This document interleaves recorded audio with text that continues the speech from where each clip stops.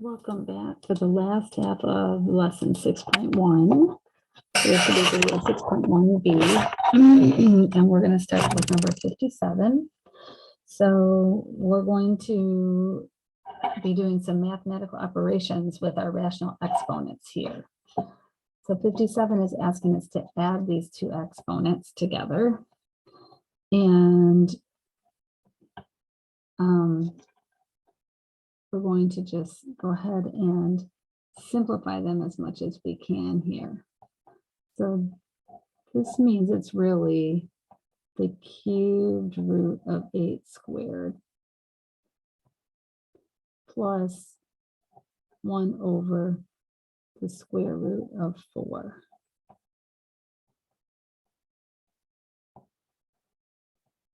Okay, so now we could do all of this on the calculator, but it's nice to do some things in our minds. Square, actually, we're doing the cubed root of 64, right? So it's 1 over the cubed root of 64 plus 1 over 2. The square root of 4 is 2. So we want to look at 64 is, I'm going to go to math, and do the cubed root of 64, and we get 4. So this is really 1/4 plus 1/2, which is the same as 1/4 plus 2/4. So the answer is really 3/4.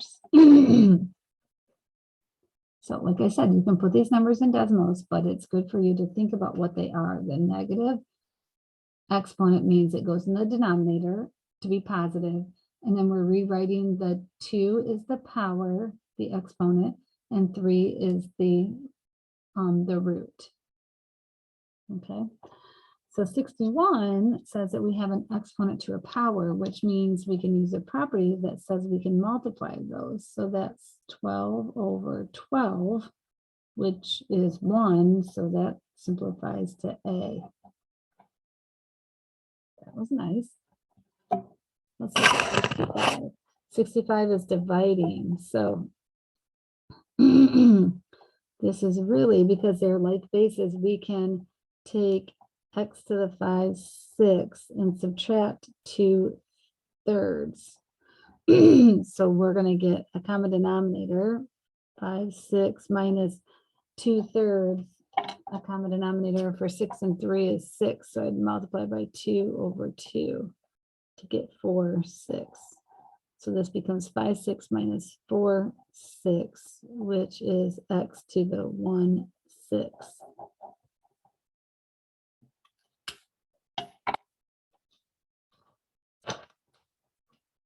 So we're just applying our regular exponent properties to these rational exponents. So we have, we're going to distribute through, because these are each individual power exponents to this power of 3/5. So I'm going to distribute this 3/5 inside here.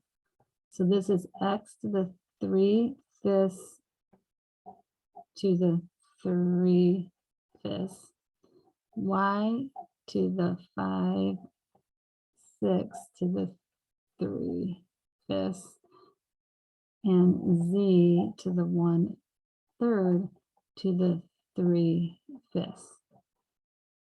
And then the power property says we can multiply the exponent times the power. So it's going to be 9/25 y to the 15/30,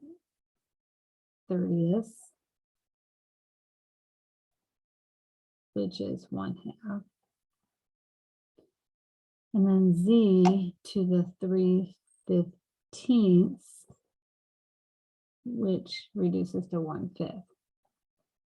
So our final answer should be x to the 9/25, y to the 1/2, z to the 1/5.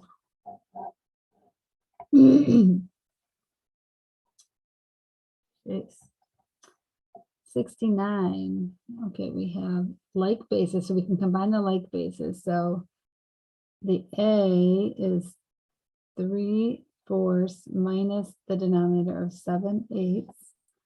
And then B is 2 minus the denominator of 1/4. So we have to get common denominators here. So the base A, these fractions have a common denominator of 8. So I have to multiply by a 2/2.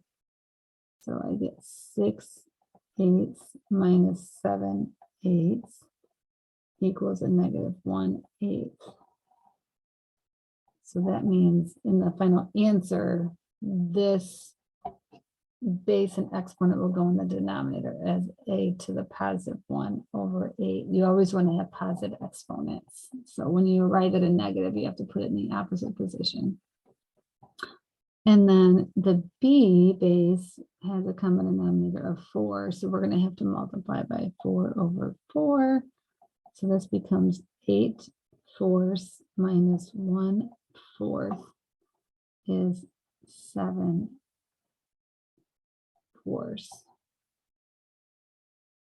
So B to the 7/4. So this is B to the 7/4.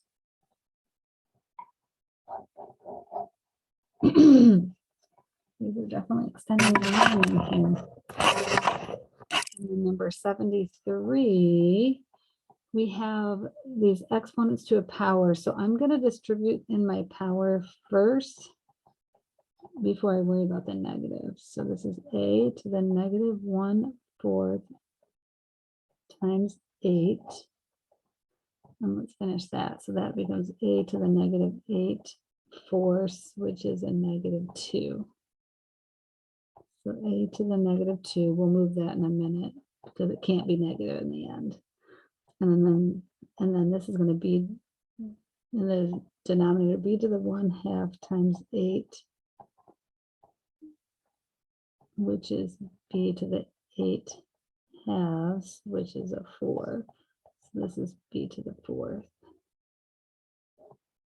So b has a positive exponent, so that can stay in the denominator. The a to the -2 has to go into the denominator to be positive. And then we just have to put a 1 placeholder in the numerator. Wow. So 77 is asking us to simplify, assuming all variables are non-negative. Okay. So it looks like we've got A, B, and C. And what's underneath the radical, the root symbol, is all the same. It's just we're taking a square root, a cubed root, and a fourth root. So I'm going to just rewrite these pieces here. So this is going to be the square root of 16, a to the 4/2, which is 2, and then b to the 8/2, which is 4. And we know the square root of 16 is 4. And so this is a squared b to the 4th. Because that's a square root.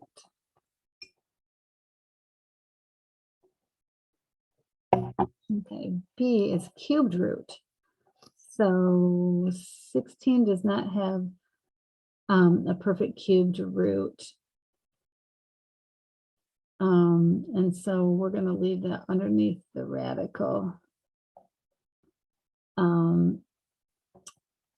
A to the 4/3 can simplify into 1 and 1/3. So that means a to the 1 comes out, and then the a to the 1. So this is really a to the 1 and a to the 1/3. So the integer a to the 1 can come out under the radical. The a to the 1/3 means we still have a single a left underneath the cubed root. B to the 8/3 that fraction simplifies into 2 2/3. So that means we have b squared and b to the 2/3. So we have a b squared that can come out. And then this 2 here means that we have a b squared that didn't have enough to come to make a group of 3. Because remember, our 3 is a radical right here. So that's our final answer. And then C is the same thing, but it's the 4th root. So 16, the 4th root of 16, that we can put into, that's the same as 16 to the 1/4, right? And so in our calculator, we can use 16 to the 1 divided by 4, and that comes out to be 2, so that's nice, so that's 2. And then the A is a to the 4/4, which is 1. So that becomes just a to the 1. And then the B is a B 8 divided by 4, which is 2. And so that becomes just B squared. So the square root and the 4th root simplified nicely. The cubed root was much kind of messier. So the last 2 problems that I want to do are in the applying the concepts section because it's valuable. These are the real life problems that you should be able to complete.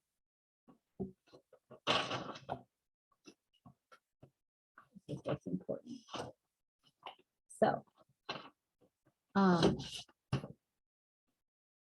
I have a couple of these that are in the assignment that I'd like you to work on and scan in. So number 83 says, the maximum speed v that an automobile can travel around a curve of a radius r without skidding, it's given by the equation.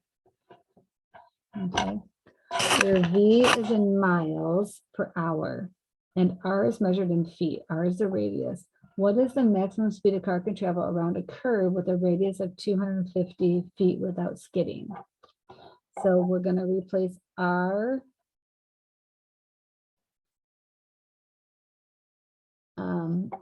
with 250. So we're going to do this in decimals. Actually, we can do, yeah, we'll do it in decimals. So this is going to be, so this is like your car going around a curve, right? And it says the radius of the curve. So if you made a full circle of that curve, right? The radius is 250 feet from the center to the outside of the circle. That's the radius. So we're going to put 250 in for R and then simplify that. So this formula is in your book on number 83. So I'm going to go to decimals to complete this.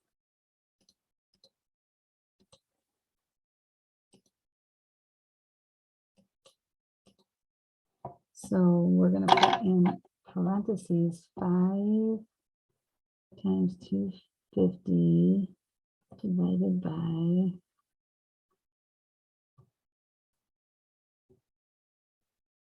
we want 5. I'm going to make my fraction just so that it's easier that way. And then I can do the 2 times 250 in the top. Parentheses, and we want that to an exponent, and that's got to be in a fraction. 1 divided by 2. 1 divided.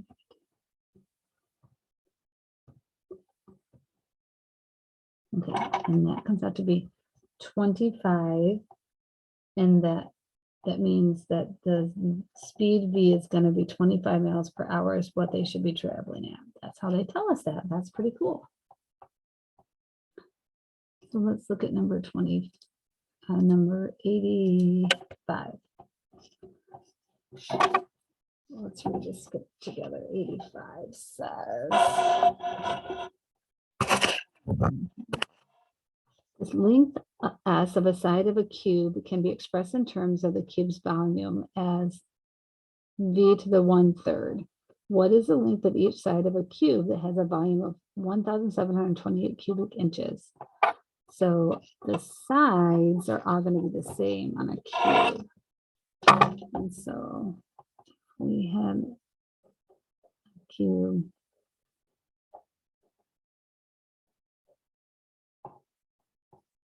We're imagining that all of these are the same length. Okay. So if the volume is 1,728, we're going to raise it to the 1/3 power. And we can do this in decimals or on a calculator here.